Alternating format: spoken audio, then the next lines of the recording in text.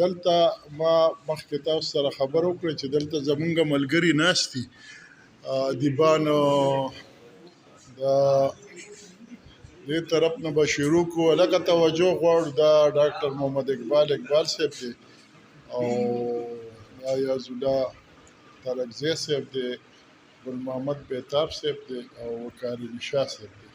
بیتاب صاحب د تا نه مخکې خو مونږ د یحیی الله د کور وداني او مننه ووایو.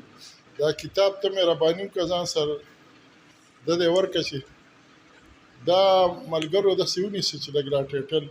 دا کتاب دی، دا تاریخي مرکې او زه یې نږدې کوم چې تاسو را نومونه ده په ټیټل ورکړي دي. دا د پښتو ادب ډېر لوی ستر نومونه دي د بیتاب صاحب د سره. دا تقریبا د 1990 په لسیزه کې دا مرکې د کړې وې.